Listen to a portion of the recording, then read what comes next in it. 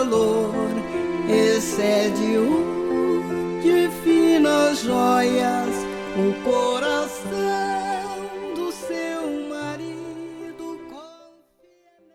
Bom dia, irmãs. Mais um dia de provérbios, graças ao Senhor que estamos aqui. Graças a Deus pelo privilégio de poder desfrutar da palavra dele e iniciar o programa com provérbios, palavras de sabedoria.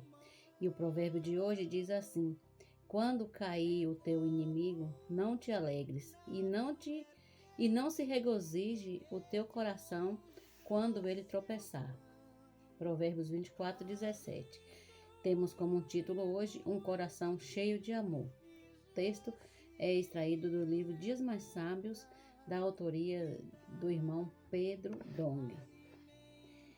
O coração do homem é muito estreito. Deseja o mal para os seus inimigos e tem ciúmes do sucesso do seu amigo. Jesus, porém, nos ensina a amar não somente o nosso próximo, mas também os nossos inimigos e ainda orar pelos que nos perseguem, para que nos tornemos filhos do nosso Pai Celeste.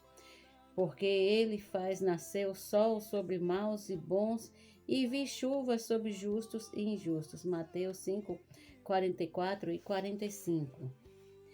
Isso deseja que sejamos perfeitos, como perfeito é o nosso Pai Celeste.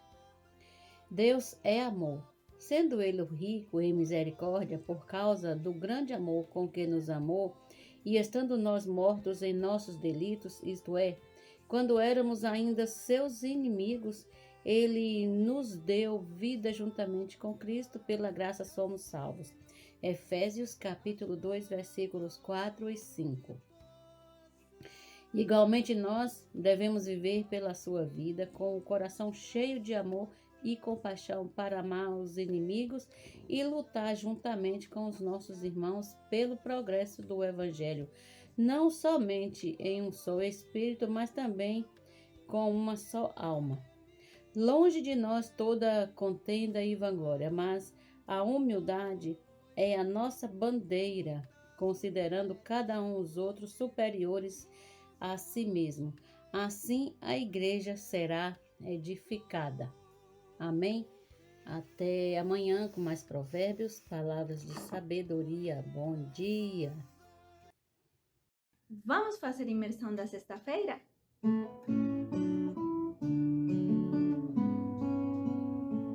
Nas mãos do Senhor eu estou bem guardadinho. Nas mãos do Senhor eu estou bem guardadinho. Nas mãos do Senhor, nas mãos do Senhor eu estou bem guardadinho.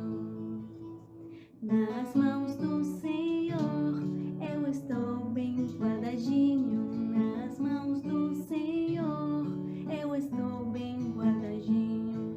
Nas mãos do Senhor, nas mãos do Senhor eu estou bem guardadinho. Nas mãos do Senhor, nas mãos do Senhor eu estou bem guardadinho.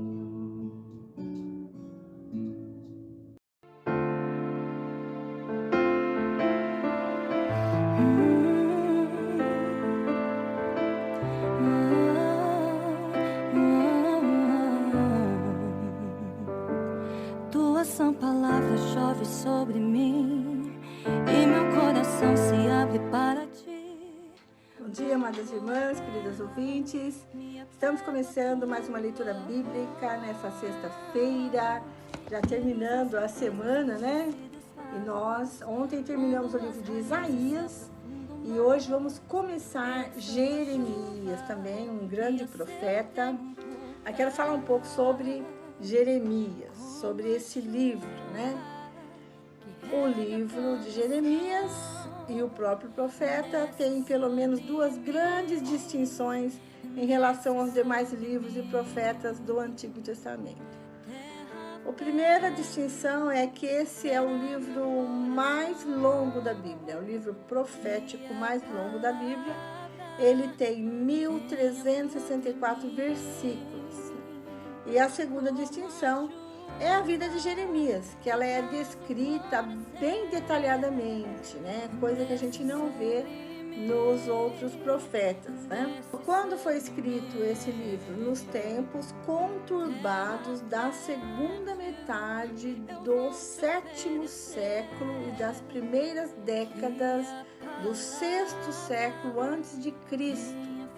Esse profeta trouxe uma palavra da parte de Deus para o povo teimoso de Judá.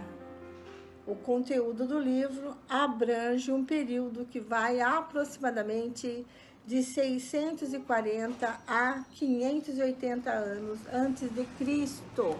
Tá? Então, esses são dados da Bíblia King James para você.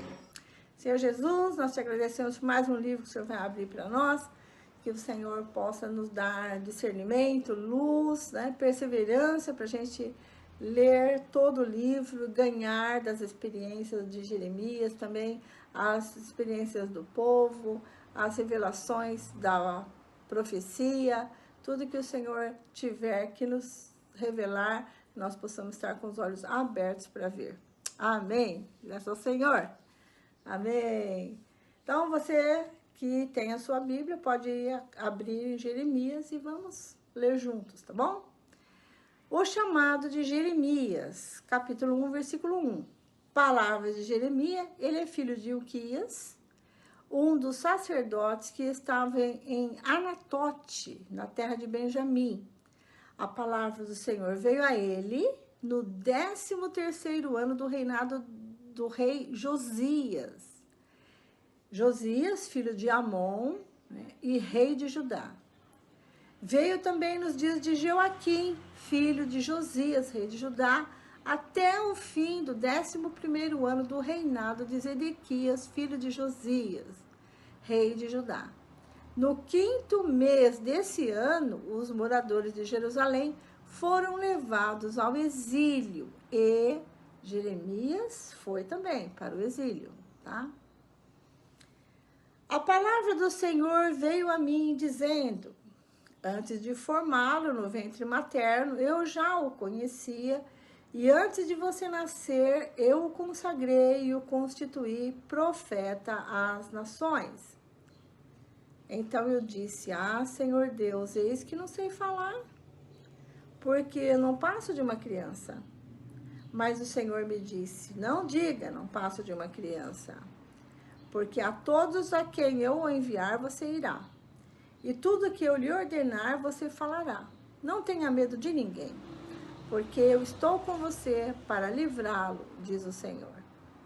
Depois o Senhor estendeu a mão e tocou na minha boca. E o Senhor me disse: eis que eu ponho as minhas palavras na sua boca. Veja, hoje eu o constituo sobre as nações e sobre os reinos para arrancar e derrubar, para destruir e arruinar, e também para edificar e plantar. O profeta Jeremias entendeu que a palavra do Senhor tinha tanto poder de dar vida como de trazer a morte, né? Como diz em Deuteronômio, capítulo 32, versículo 39, que a palavra de Deus tinha esse poder, ferir, trazer vida ou morte, ferir ou curar, e ninguém seria capaz de livrar essas nações ou indivíduos das mãos do Senhor. Então, além da palavra que veio ao Senhor, também veio visões, como nós vamos ver aqui no versículo 11. Ele teve a visão do ramo da amendoeira e a visão da panela. Então, a primeira visão, a visão do ramo de amendoeira, versículo 11. A palavra do Senhor veio a mim dizendo: o que você está vendo, Jeremias? Respondi: eu vejo um ramo de amendoeira. O Senhor me disse: você viu bem, porque eu estou vigiando para que a minha palavra se cumpra. Quero ler uma nota de rodapé da King James que diz assim: na primeira das duas visões, Deus mostrou ao profeta um ramo de amendoeira, uma das primeiras árvores a florescer na primavera. E no versículo 1:12, o Senhor interpreta essa figura ao dizer: eu irei apressar a minha palavra. A palavra amendoeira é shaked, em hebraico, e o verbo apressar é shakad. Portanto, esses versículos envolvem um trocadilho da língua original. Assim como a amendoeira floresce cedo na primavera de Israel, e indica a vinda de uma estação frutífera, Deus disse a Jeremias que ele em breve o faria florescer com palavras frutíferas da parte de Deus. E a segunda visão, a visão da panela, versículo 13. Outra vez a palavra do Senhor veio a mim dizendo: o que você está vendo? Eu respondi: eu vejo uma panela fervendo, cuja boca se inclina do norte para cá. Então o Senhor disse: do norte se derramará o mal sobre todos os habitantes da terra. Pois eis que convoco todas as tribos dos reinos do norte, diz o Senhor. Elas virão, e cada reino porá o seu trono à entrada dos portões de Jerusalém. E contra todas as suas muralhas ao redor, e contra todas as cidades de Judá, pronunciarei as minhas sentenças contra os moradores dessas cidades, por causa de toda a maldade deles, pois me abandonaram, queimaram incenso a deuses estranhos e adoraram as obras das suas próprias mãos. Você, Jeremias, prepare-se e vá dizer-lhe tudo o que eu ordenar a você. Não se assuste por causa deles, para que eu não tenha de fazer com que você fique assustado na presença deles. Quanto a mim, eis que hoje eu ponho você por cidade fortificada, por coluna de ferro e por muralha de bronze contra todo o país, contra os reis de Judá, contra as suas autoridades, contra os seus sacerdotes e contra o seu povo. Eles lutarão contra você, mas não conseguirão derrotá-lo, porque eu estou com você para livrá-lo, diz o Senhor. Então, nós vemos aqui o Senhor já advertindo, já encorajando, né, o profeta Isaías e também antecipando a ele que todos os moradores da cidade vão ficar contra ele. Por quê? Porque ele está trazendo uma palavra vinda do Senhor. E essa palavra é uma palavra de repreensão, é uma palavra de julgamento.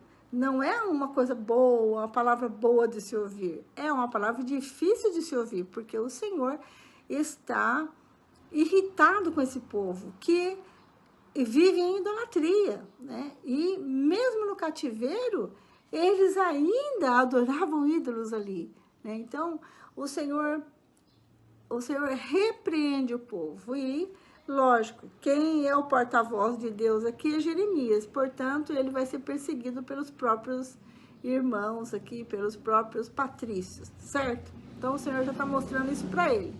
Eles vão ficar contra você.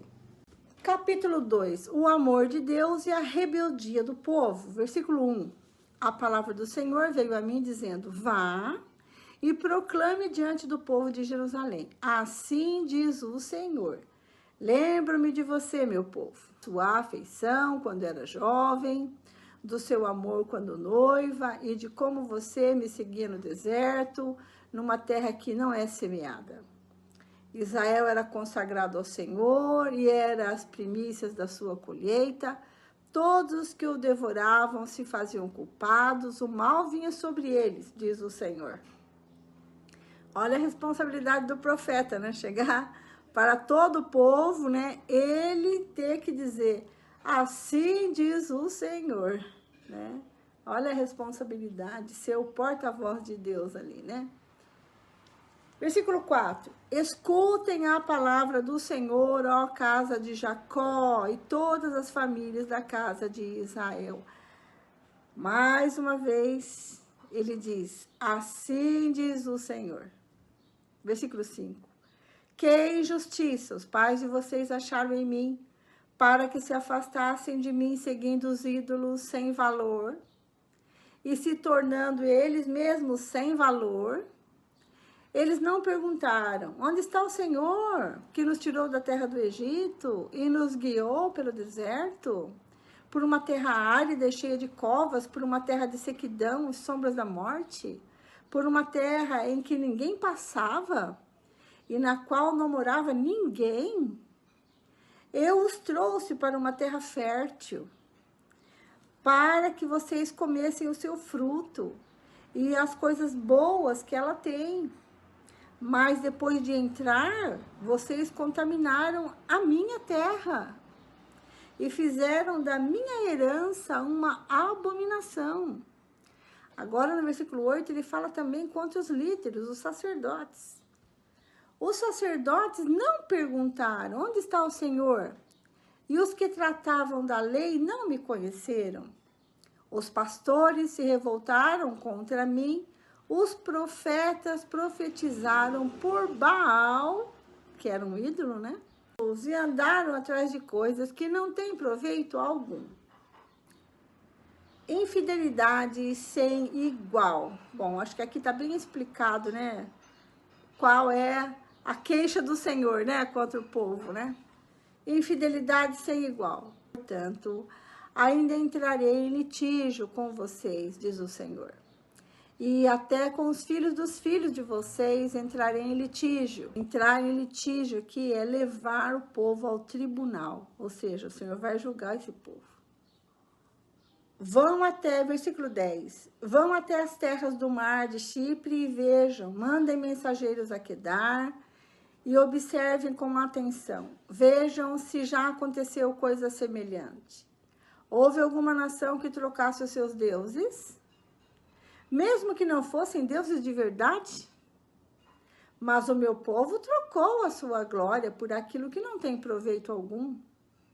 Fiquem espantados com isto, ó céus. Fiquem horrorizados e cheios de espanto, diz o Senhor. Porque o meu povo cometeu 2 males. Abandonaram a mim, a fonte da água viva, e cavaram cisternas rachadas, cisternas rotas, né? Que não retém as águas.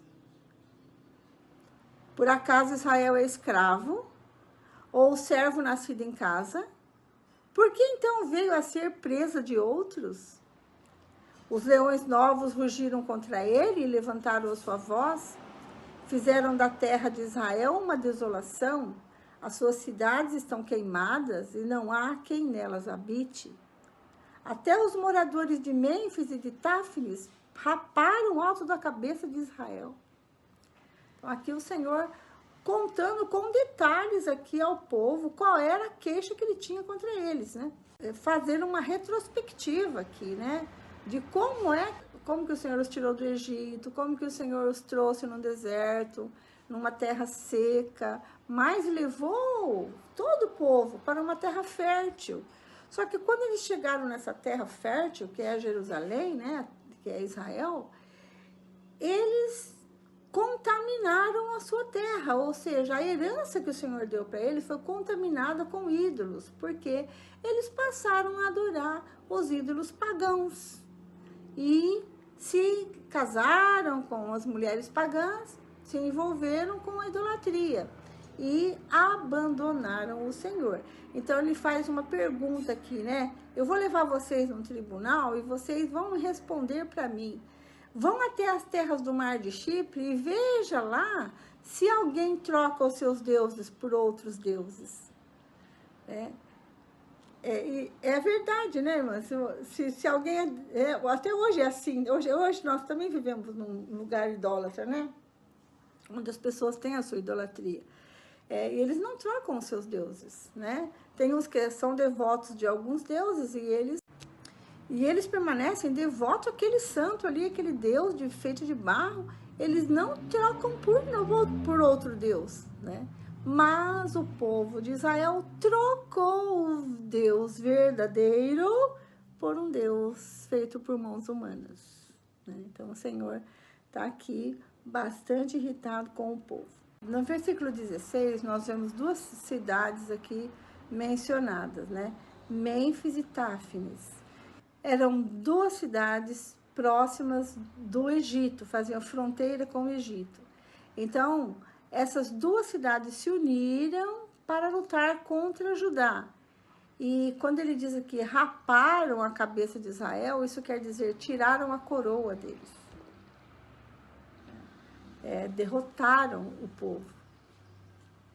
E por que há tanta derrota? Justamente por conta da idolatria que o Senhor abomina, né? Então, o Senhor abandona o povo à sua própria sorte, quando eles estão adorando outros deuses, né? Servindo outros deuses. Versículo 17. Por acaso isso não aconteceu com você? Porque você abandonou o Senhor seu Deus quando ele guiava pelo caminho. E agora, que lucro você terá indo ao Egito para beber as águas do Nilo? Ou indo à Síria para beber as águas do Eufrates? A sua própria maldade o castigará e as suas infidelidades o repreenderão. Saiba, pois, e veja como é mal e como é amargo é deixar o Senhor seu Deus e não ter temor de mim, diz o Senhor dos exércitos. O Senhor explica para eles detalhadamente o porquê que eles perderam a sua coroa, né, a sua glória. Versículo 20, Israel adorou Baal. O que é Baal? É um ídolo pagão. Porque há muito tempo quebrei o seu jugo e rompi as ataduras que o prendiam, mas você disse, não quero te servir. Olha o que o povo disse para Deus. Não quero te servir. Pois em todos os montes altos e debaixo de todas as árvores frondosas, você se deitava e se prostituía. Eu mesmo o plantei como videira excelente, da semente mais pura. Como então você se tornou uma planta degenerada como de videira brava? Mesmo que você se lave com salitre e use muito sabão, a mancha da sua iniquidade continua diante de mim, diz o Senhor Deus. Como é que você pode dizer, não estou manchada? Nem fui atrás dos Baalins?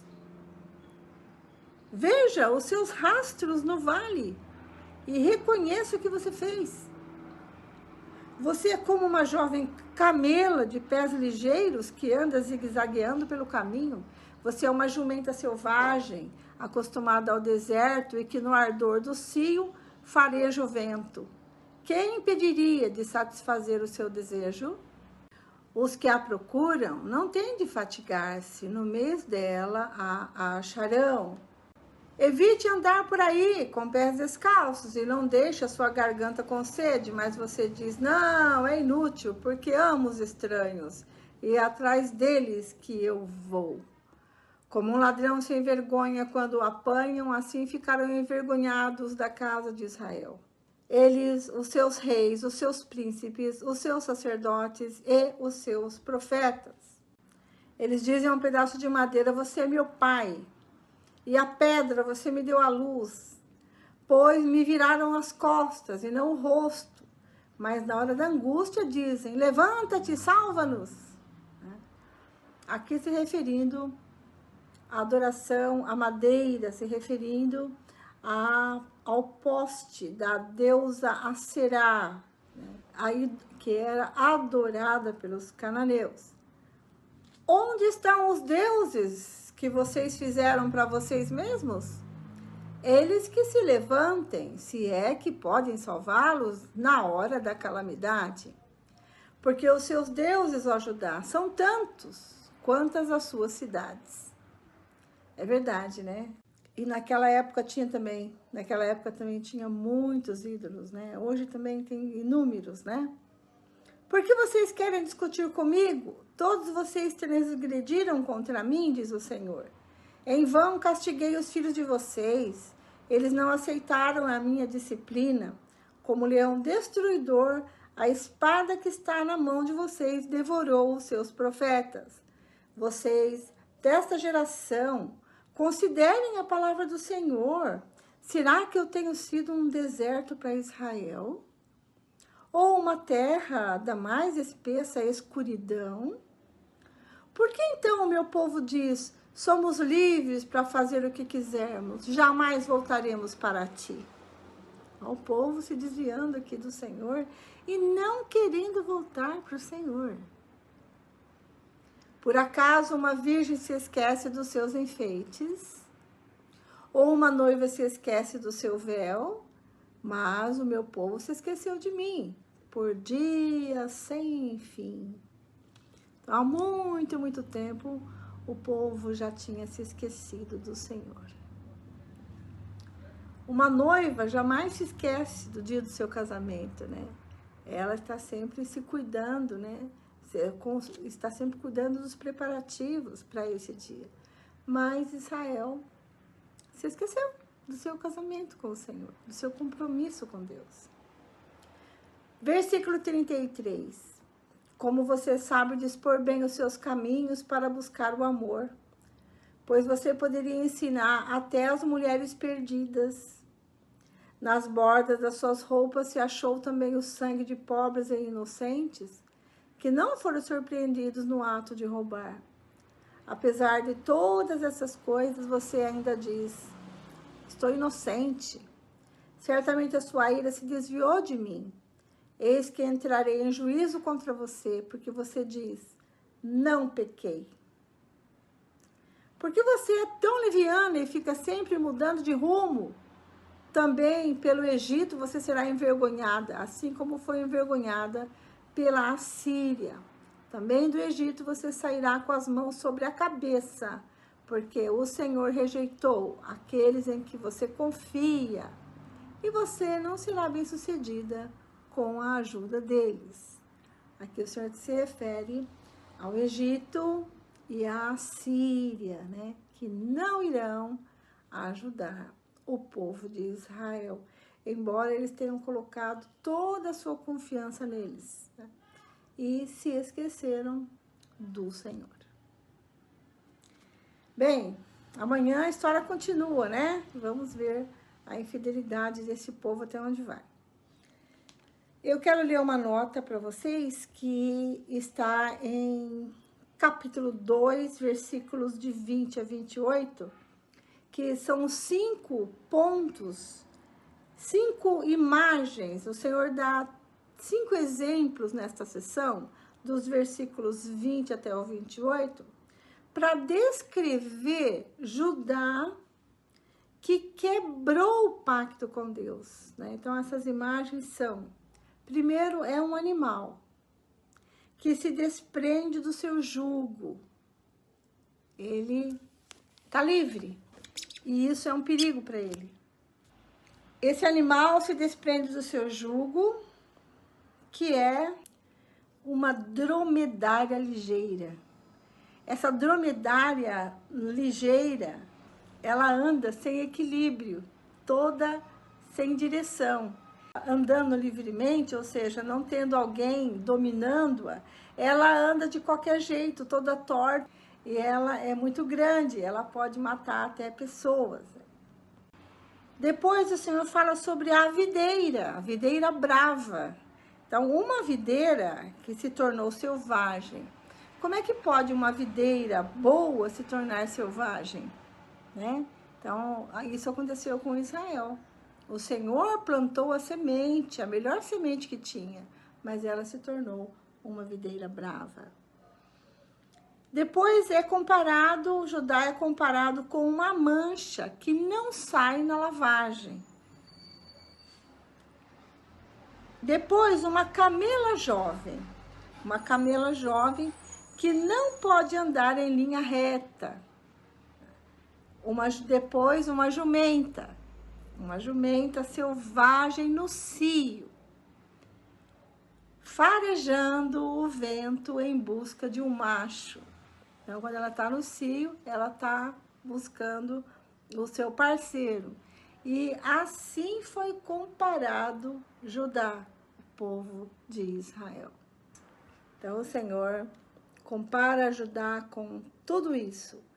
E Judá se desviou do seu caminho porque não quiseram seguir o Senhor, mas seguiram outros deuses. Bem, ficamos por aqui. A irmã Lene está chegando com Salmos, Provérbios e Filipenses. Até amanhã, se Deus quiser. Bom dia, irmã Vera. Jesus é o nosso Senhor. Continuando com a leitura bíblica, Hoje vamos ler os Salmos 75, Provérbios capítulo 24, versículos 17 ao 20 e a carta de Paulo aos Filipenses capítulo 4, iniciando com os Salmos 75, que fala assim: Deus é juiz. Graças te rendemos, ó Deus, graças te rendemos. Invocamos o teu nome e declaramos as tuas maravilhas. Pois disseste, quando chegar o tempo determinado, julgarei com retidão. Ainda que tremam a terra e todos os seus moradores, eu firmarei as suas colunas. Digo aos soberbos que não sejam arrogantes e aos ímpios que não fiquem de nariz empinado. Não levantem orgulhosamente o seu nariz, nem falem com insolência. Porque não é do Oriente, não é do Ocidente, nem do deserto que vem o auxílio. Deus é juiz. A um ele humilha, a outro ele exalta. Porque na mão do Senhor há um cálice, cujo vinho espumeja, cheio de mistura, dele dá a beber. Sorvem-no até a última gota, todos os ímpios da terra. Quanto a mim, exultarei para sempre, cantarei louvores ao Deus de Jacó. Ele diz, abaterei as forças dos ímpios, mas a força dos justos será exaltada. Agora vamos ler Provérbios, o capítulo 24 e o versículo 17 ao 20, que fala assim: Quando o seu inimigo cair, não se alegre, nem se regozije o seu coração quando ele tropeçar, para que o Senhor não veja isso e se desagrade e desvie do inimigo a sua ira. O 19.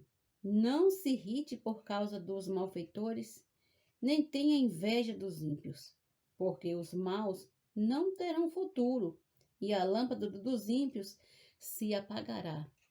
Então, agora, a carta de Paulo aos Filipenses, capítulo 4, que fala assim: Portanto, meus amados irmãos, de quem tenho muita saudade, vocês que são a minha alegria e coroa, sim, meus amados, permaneçam deste modo firmes no Senhor.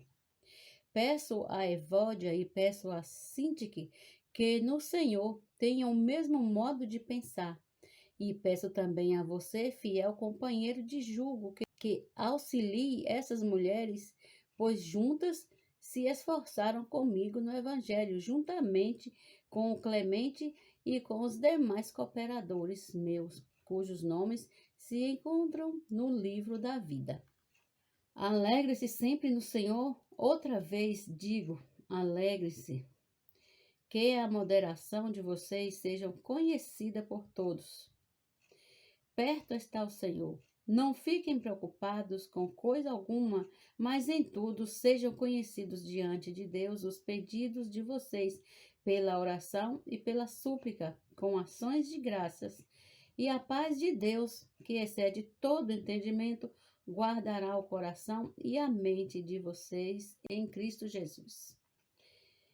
Finalmente, irmãos, tudo o que é verdadeiro, tudo o que é respeitável, tudo o que é justo, tudo o que é puro, tudo o que é amável, tudo o que é de boa fama, se alguma virtude há e se algum louvor existe, seja isso o que ocupe o pensamento de vocês, o que também aprenderam, receberam e ouviram de mim e o que viram em mim, isso ponham em prática, e o Deus da paz estará com vocês. Fiquei muito alegre no Senhor, porque agora, uma vez mais, renasceu o cuidado que vocês têm por mim. Na verdade, vocês já tinham esse cuidado antes, só que lhes faltava oportunidade. Digo isto não porque seja necessário, porque aprendi a viver contente em toda e qualquer situação. Sei o que é passar necessidade e sei também o que é ter em abundância. Aprendi o segredo de toda e qualquer circunstância, tanto de estar alimentado como de ter fome, tanto de ter em abundância como de passar necessidade. Tudo posso naquele que me fortalece. No entanto, vocês fizeram bem, associando-se comigo nas aflições. E como vocês, filipenses, sabem muito bem, no início da pregação do Evangelho, quando parti da Macedônia, nenhuma igreja se associou comigo nessa questão de dar e receber, exceto vocês somente. Porque até quando eu estava em Tessalônica, por mais de uma vez vocês mandaram bastante para as minhas necessidades. Não que eu esteja pedindo ajuda, pois o que realmente me interessa é o fruto que aumente o crédito na conta de vocês. Recebi tudo e tenho até de sobra. Estou suprido desde que Epafrodito me entregou o que vocês me mandaram, que é uma oferta de aroma agradável, um sacrifício que Deus aceita e que lhe agrada. E o meu Deus, segundo a sua riqueza em glória, há de suprir em Cristo Jesus tudo aquilo de que vocês precisam. A nosso Deus e Pai seja a glória para todos sempre. Amém. Agora, saudações. Saúdem cada um dos santos em Cristo Jesus. Os irmãos que estão comigo mandam saudações. Todos os santos mandam saudações, especialmente os da casa de César. Agora, a bênção. A graça do Senhor Jesus Cristo estejam com o espírito de vocês. Aqui termina a carta de Paulo aos Filipenses. Amanhã iniciaremos outra carta, a carta aos Colossenses. Bom dia.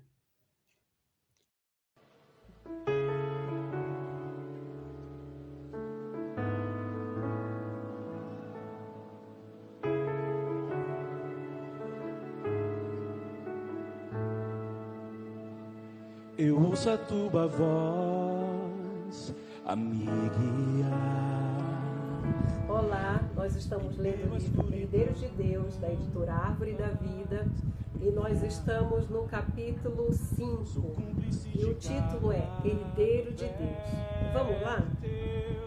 Você tem consciência de que, sendo filho de Deus, que criou o universo, o dono de todas as coisas, é herdeiro de tudo que ele é e tem? Você tem consciência disso? Todavia, se você ainda é menor de idade, não pode exercer o papel de herdeiro de seu pai. Gálatas 4:1 diz: digo, pois, que durante o tempo em que o herdeiro é menor, em nada difere do escravo, posto que é ele senhor de tudo. Exatamente porque você ainda não atingiu a maioridade, que Deus preparou um lugar para o seu crescimento, a vida da igreja. Nesse ambiente de amor, você cresce por meio da fé até se tornar herdeiro de Deus.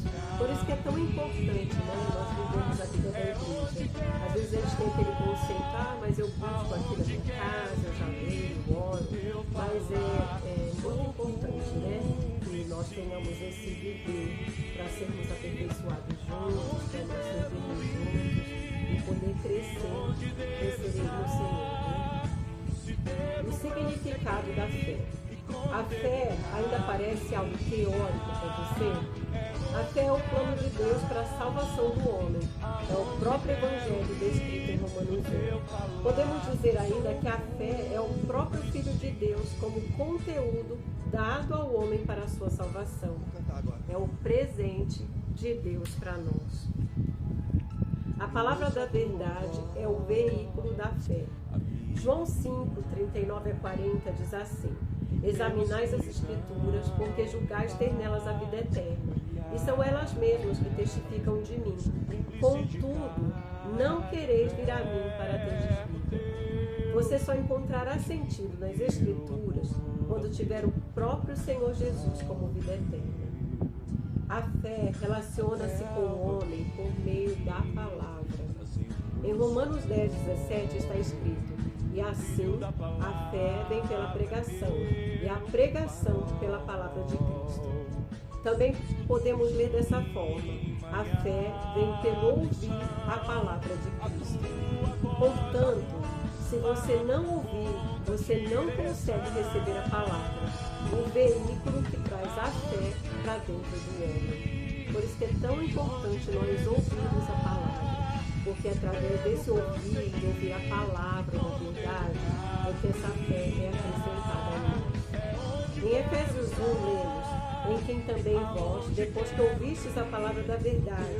A palavra da verdade é o veículo, é como um caminhão que trouxe na carroceria um pouco de fé para você. Vamos receber esse caminhão aqui através da leitura desse livro? Quando um dia alguém entregou a palavra da verdade para você, por exemplo, essa palavra entrou em seus ouvidos, passou pela sua alma e chegou em seu espírito. E se você recebeu de bom grado essa palavra em seu espírito, a fé foi gerada em seu interior. Aleluia! Quando a palavra lhe penetrou os ouvidos e você creu, o texto bíblico diz que também fomos selados com o Espírito Santo da promessa. Esse é um ciclo que não pode mais parar. Nós necessitamos estar todo o tempo recebendo a palavra da verdade, o evangelho da nossa salvação, até que a fé cresça e nos leve a alcançar o estágio de Gálatas 4:7, que diz: de sorte que já não és escravo, porém filho, e sendo filho, também herdeiro de Deus. Até isso acontecer, você estará sob o cuidado dos tutores e curadores, até ao tempo predeterminado pelo Pai. Aqui, como fala nessa parte, nós não podemos parar, de ouvir a palavra, não podemos parar de ler a palavra.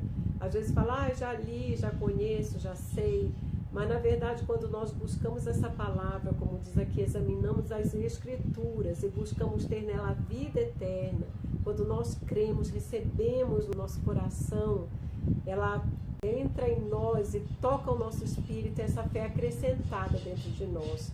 Por isso nós precisamos a todo tempo, como o Senhor fala assim, que Ele é o pão da vida. Como que nós comemos desse pão da vida? Por meio de nos alimentar da palavra. E eu não posso falar assim, já comi ontem, já tá bom, não preciso comer hoje. Não, todos os dias nós comemos o alimento físico para suprir o nosso corpo. E assim também todos os dias nós precisamos nos alimentar da palavra para que pouco a pouco essa fé ela vá crescendo em nós. Justificados pela obra de amor. Ao considerar tudo que o Senhor Jesus sofreu para que a salvação chegasse até nós, podemos compreender melhor a indignação de Paulo em Gálatas 3. No versículo 1 ele exclama: ó Gálatas insensatos, quem vos fascinou a vós outros, antes cujos olhos foi Jesus Cristo exposto como crucificado? Você sabe qual a importância da crucificação do Senhor Jesus? Todos nós em Adão decaímos da graça. Por ter sido iludido pela serpente, o homem comeu da árvore do conhecimento do bem e do mal. E por transgredir contra a palavra de Deus, o pecado entrou nele. Por causa da transgressão de um só homem, o pecado entrou na humanidade e a morte também passou a todos os homens. No livro de Romanos, a palavra de Deus diz que não há um justo, nenhum sequer.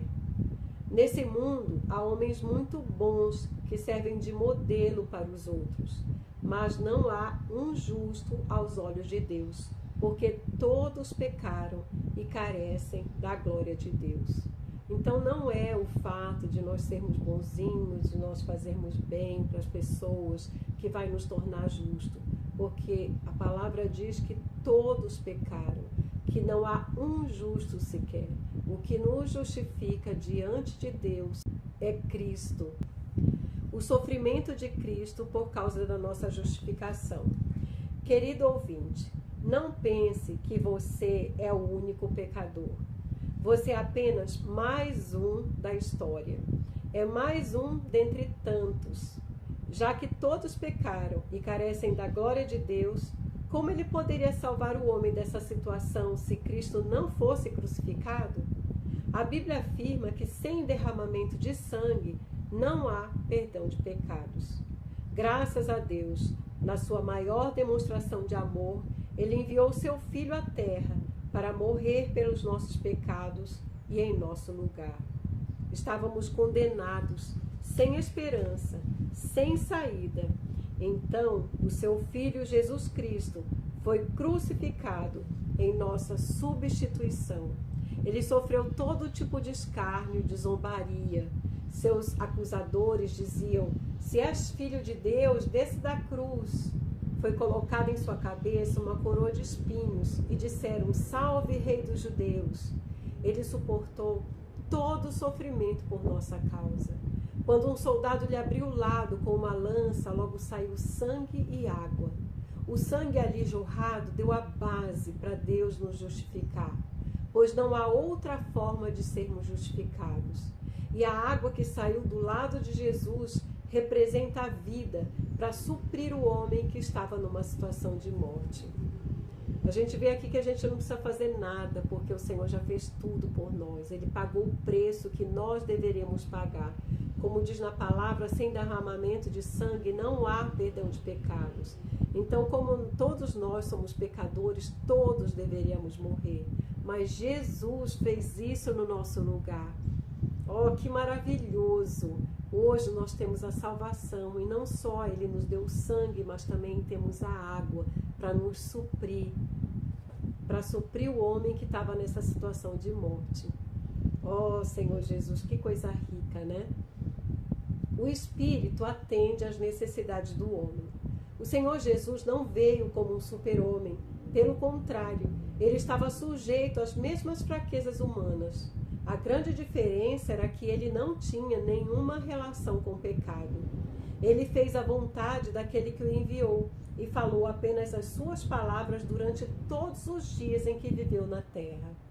Depois de um viver humano cheio de sofrimentos e restrições, Jesus morreu, ressuscitou ao terceiro dia, ascendeu ao céu e foi glorificado como homem.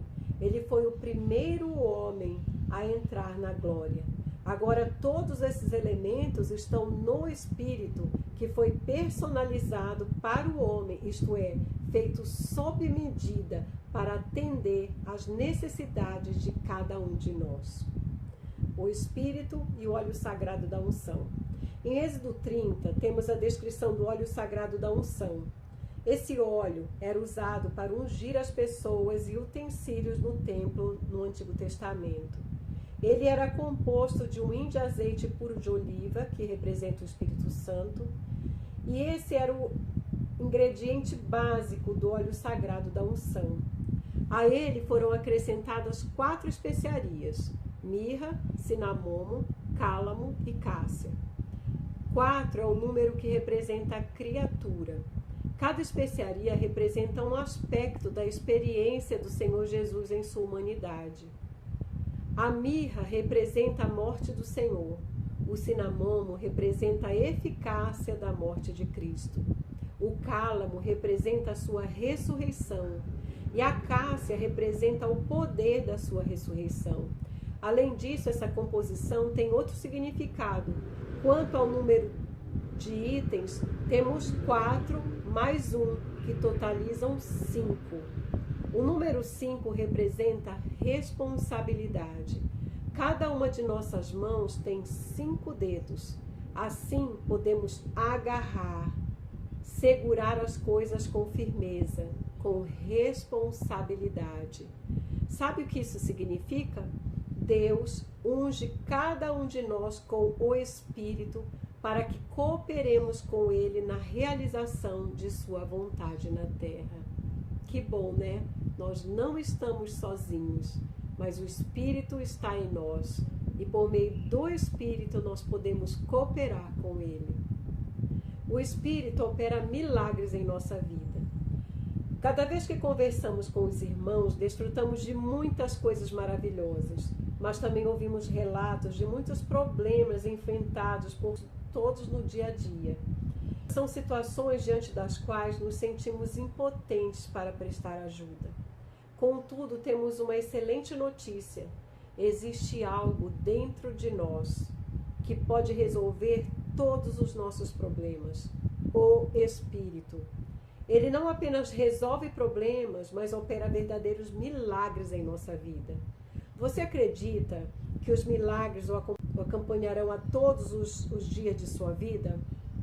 Em Gálatas 3 lemos: aquele, pois, que vos concede o Espírito e que opera milagre entre vós, porventura o faz pelas obras da lei ou pelo ouvir da fé? Deus nos deu o Espírito, não por causa das obras que realizamos, mas pela fé.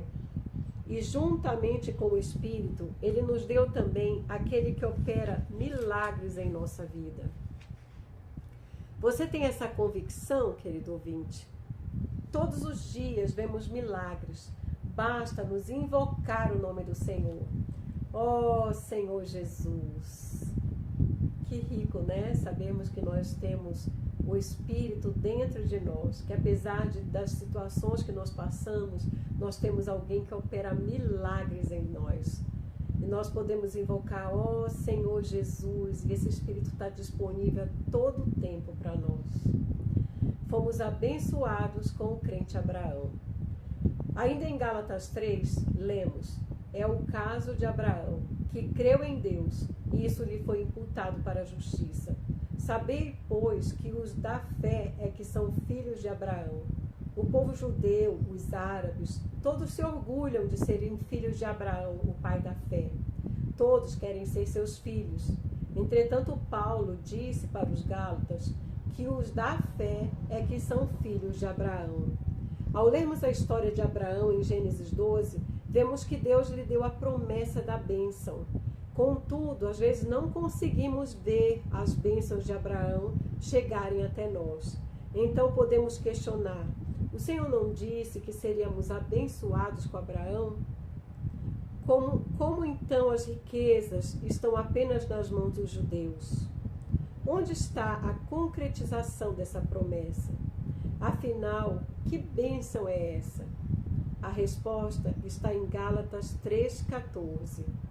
Para que a bênção de Abraão chegasse aos gentios em Jesus Cristo, a fim de que recebêssemos pela fé o Espírito prometido. Aleluia! A bênção de Abraão chegou até nós. Isso é incomparavelmente melhor do que qualquer patrimônio terreno. Oh, Senhor Jesus, graças a Deus. Vamos orar? Oh, Senhor Jesus. Senhor, muito obrigada, porque essa bênção de Abraão, esse Espírito prometido, nos alcançou.